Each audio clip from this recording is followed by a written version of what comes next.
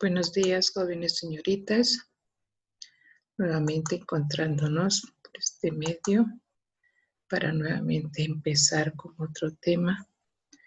Ustedes que son de cuarto, hemos ido viendo ya lo que eran los elementos que se utilizaban nuestros antepasados también. Ahora vamos a ver cuál es el significado de los símbolos en los sacramentos. Muchos de nosotros conocemos los sacramentos, pero no conocemos los símbolos o signos que utilizan, ¿no? Entonces vamos a empezar por ahí. Y una de las que vamos a ir viendo, recordando que los símbolos son, perdón, que los sacramentos son 7, ¿no? Entonces, estos sacramentos nos van a ayudar a crecer cada vez más. ¿Qué son los sacramentos? Los sacramentos pues son signos sensibles y eficaces de la gracia de Dios, que fueron instituidos por Jesucristo y confiados a la Iglesia, por los que nos dispensa la vida divina, o sea, que se nos da a través de eso la vida divina, ¿no? Los sacramentos especialmente nos nutren la vida sobrenatural, nos hacen partícipes de la comunión con Dios y sobre todo es la muestra del amor inmenso que tiene Dios hacia el ser humano. Entonces vamos a ir viendo por qué son signos que se utilizan también en cada sacramento, pero por qué son sensibles. Y vamos a decir que son signos porque expresan y representan y al mismo tiempo sugieren o significan otra realidad. O sea, que nos van mostrando otra realidad, ¿no? Son sensibles porque son captados por nuestros sentidos, sea el bautismo, la confirmación, la penitencia, la Eucaristía, el orden sacerdotal, la unción de los enfermos y el matrimonio. Sabemos que son 7, ¿no? Entonces, son eficaces porque en ellos actúa Cristo mismo. Es Él quien bautiza, quien perdona los pecados. Entonces, es eficaz eso, ¿no? En el sentido de que Él siempre nos perdona. Aunque me dirán ustedes, pero hay un sacerdote, sí, pero los sacerdotes son representantes de Él. Y cuando tú te confiesas, tienes que pensar que es Jesús mismo quien está contigo, no es el Padre que te conoce, ¿no? Y además ellos no pueden decir nada también sobre los pecados que tienes. Los efectos de los sacramentos que producen son la gracia santificante y la gracia sacramental. La gracia santificante porque los sacramentos dan o aumentan la gracia que te va a santificar.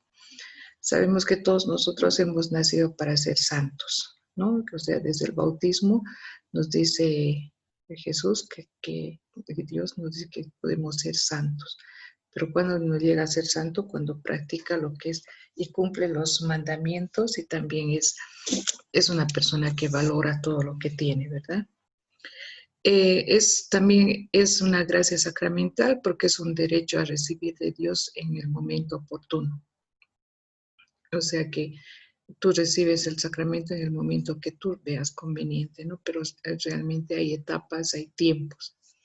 El bautismo y la confirmación y el orden sacerdotal, estos 3 sacramentos, el bautismo, la confirmación y el orden sacerdotal, nos dan sobre todo, nos conceden el carácter. O sea, generalmente pues, de aquella persona que se ha bautizado y si sus padrinos o los que están cerca son personas que tienen un carácter, le pasa algo al niño. Entonces un carácter es una señal sobre todo imborrable. Y esto nos hace partícipes del sacerdocio de Cristo.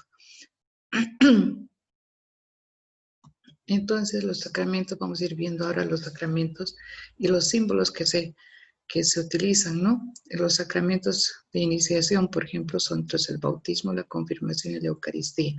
¿Por qué se dice de iniciación? Porque son los que vamos a empezar con ellos, ¿no? El bautismo es el sacramento de la fe que nos hace hijos de Dios y llegamos a ser cristianos. llegamos a ser hijos de Dios, cristianos, somos parte de la familia de Dios que es la iglesia, somos templos del Espíritu Santo. O sea que con el bautismo llegamos, nos borra el pecado original, que es de Adán y Eva. Entonces ya vas cambiando, ¿no? ¿Y cuáles son los símbolos aquí que se utilizan? El agua, la ropa blanca, el crisma, o sea, la vela, la luz, y la cruz, ¿no? El crisma es el aceite que se utiliza. El cirio pascual es la vela gruesa que se enciende y que representa a Jesús resucitado el día del sábado santo, ¿no? Entonces la vigilia pascual. Entonces de esta vela, de este cirio se enciende la vela que le va a dar al padrino, el cual agarra y para que sea parte de esa luz. La vela significa la luz que va a ser Cristo que te va a iluminar durante toda tu vida. El agua sabemos que lo tomamos, que nos sirve para estar limpios, para que nos calme la sed. Entonces, el agua es el que nos va a dar vida. Sabemos que las plantas también sin agua se mueren, así como nosotros que tenemos una capacidad de tener nuestro organismo, tenemos agua, necesitamos beber agua, ¿no? Entonces hay que también ser cuidadosos. La cruz, que es un símbolo de todo cristiano, y el santo crisma o el óleo que se dice, ¿no? Que esto se santifica, es un aceite que se santifica generalmente el Jueves Santo, cuando los sacerdotes renuevan su orden, de que ellos han sido ordenados como sacerdotes, es el día del sacerdocio. Y entonces ahí se bendice este óleo o este aceite, que después se reparte a todas las parroquias en las cuales se utiliza en el bautismo, se utiliza en la unción de los enfermos y en la confirmación. En esos tres se utiliza el aceite o el óleo. Entonces, estos símbolos nos ayudan a nosotros a crecer cada vez más, ¿no? O sea, el agua, cuando te sumerges, vuelves a nacer, es como volver a nacer nuevamente, ¿no? Entonces, eso nos da nuevamente la vida. Ya les he hecho el cirio o la luz, es el que nos va a iluminar el camino. Y el óleo es que nos dice que hemos sido elegidos para seguir a Jesús. Tenemos la confirmación, que es el sacramento de la maduración, que nos fortalece el don del Espíritu Santo, ¿no? Con el Espíritu Santo es el que viene y nos va a iluminar más. Los signos que se utilizan aquí son la unción, el óleo, la imposición de manos y la señal de la cruz. Además de eso, aquí tenemos que utilizar las palabras en las cuales cuando se confirman, siempre tienes que estar atento a lo que el que celebra este sacramento, pues es el obispo, ¿no? Entonces ya vemos. La Eucaristía significa acción de gracias. Es Jesús mismo en cuerpo, sangre, alma y divinidad. Después de la consagración, este pan y este vino se convierten en el cuerpo y la sangre de Jesús. Vamos a ver que la liturgia, o sea, la misa o la Eucaristía, tiene dos partes. La primera, que es la liturgia de la palabra, y la segunda es la liturgia de la Eucaristía. En la liturgia de la palabra es desde el inicio, que se da el inicio nuevamente y se hacen las lecturas de la Biblia. Primera, segunda y tercera, ¿no? La primera lectura, la segunda y el Evangelio. Entonces, sin embargo, en base a eso, el sacerdote nos puede ya explicar o nos puede decir cuál es el mensaje, qué es lo que realmente quiere Jesús a través de esta lectura decirnos a cada uno. Y después en la Eucaristía es cuando el sacerdote toma el pan y el vino, les convierte en su cuerpo, en el cuerpo y la sangre de Jesús. Hace lo mismo que ha hecho Jesús en la última cena, ¿no? Y tenemos ahí dos símbolos también que tenemos, que fuera del pan y el vino, tenemos también el altar, el sacrificio y la mesa del Señor. O sea, Jesús aquí se sacrifica, ¿no? Es el nuevo sacrificio, es el el nuevo cordero que Él ha entregado y ha hecho la alianza definitiva entre Dios y el hombre. También tenemos los sacramentos de curación. Los anteriores eran de iniciación, ¿no? Ahora los de curación, que son la unción de los enfermos y la penitencia. En la unción de los enfermos es para atraer especialmente la salud del alma, del espíritu, pero también del cuerpo, a la persona que está en estado de enfermedad delicado, grave, o también a aquellas personas que son adultas. Los efectos que vamos a ver son el consuelo, que nos da paz, ánimo, perdón de los pecados y sobre todo restablecer nuestra salud corporal y espiritual. Entonces, este sacramento podemos tomarlo también varias veces. En cambio, el bautismo es una sola vez, la confirmación también, pero ya de unción de los enfermos podemos tomarlo la vez que puede ser físicamente que estés enfermo o también espiritualmente, ¿no? El sacramento de la reconciliación o penitencia, el principal símbolo del sacramento es la imposición de manos, o sea, y la fórmula de absolución que te dice, ¿no? Yo te absuelvo de tus pecados en el nombre del Padre, del Hijo y del Espíritu Santo una vez que tú te has confesado. Entonces, eso lo pronuncia el sacerdote, ¿no? El gesto de perdón debe ser acompañado especialmente por...